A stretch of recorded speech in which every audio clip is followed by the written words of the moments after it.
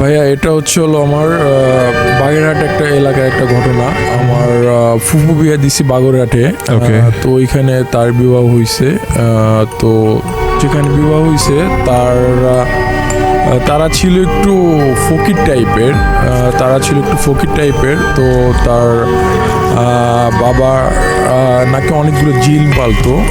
তার বাবার উপর অনেকগুলো জিন ছিল। তো প্রায় রাত্রে তাদের চালের উপরে যে টিনের যে চালটা ছিল, তো ওইখানে প্রায় রাত্রে 4-5টা জিন আসতো। আসার পর এখানে তাদের নাকি পাহারা দিত, তাদের দেখাশোনা করতো। তো তো ওইখানে যখন সে আসতো তখন আশেপাশে এলাকাটা অনেক আলো হয়ে যেত। তো তারা প্রায় একটা বৃহস্পতিবার তারা অনেক খাবারের আয়োজন করতো, খিচুড়ির আয়োজন করতো। ওকে। আর দ্বিতীয়ত তো ফুপু তাদের ওইখানে আবার মাছের চাষ হয়, অনেক গেটের হয়।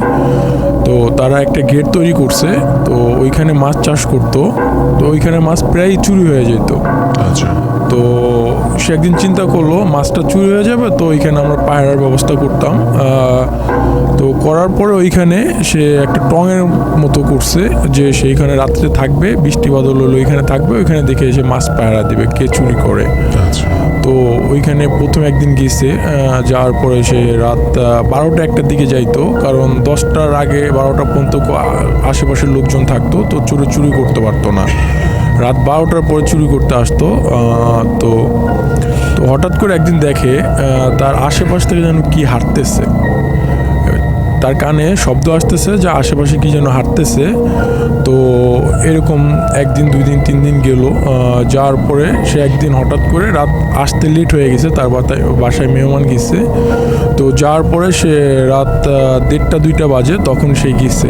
এখন যাওয়ার পরে তার টঙের দরজাটা তালা লাগানো। তো সে করতেছে, তার ভিতরে সম্ভবত কেউ আছে, টঙের ভিতরে কেউ আছে।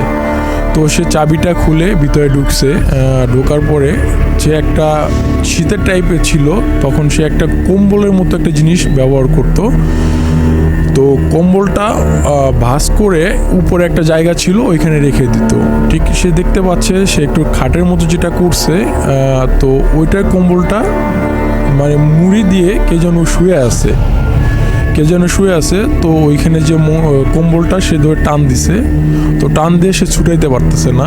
সে প্রথমে আস্তে টান দিছে, ছুটাইতে পারতেছে না। সে আস্তে আস্তে জোরে টানতেছে, ঠিক কম্বলটা ছাড়তেছে না।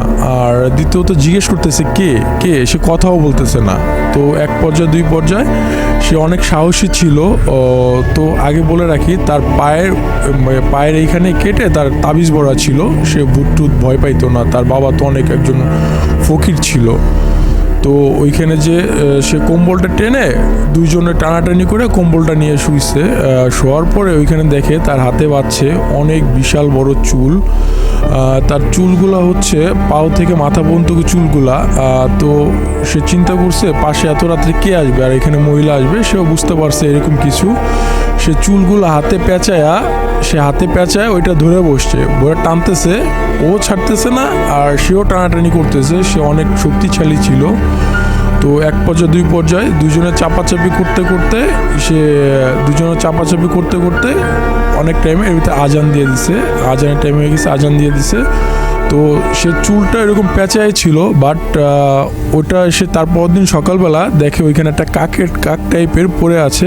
আর যে কম্বলটা নিয়েছিল সে কম্বলটায় বিচ্ছিরি প্রচণ্ড গন্ধ, বিচ্ছিরি মাছ পচা গন্ধ। তো এটা তার পরের দিন সে জ্বর হয়ে গেছে। তো বাসায় আসার পরে তার বাবা তাকে বলছে যে তোর সাথে এরকম ঘটনা ঘটছে, দ্বিতীয়ত ওইখানে আমার যারা ছিল তারা তোকে সেভ করছে।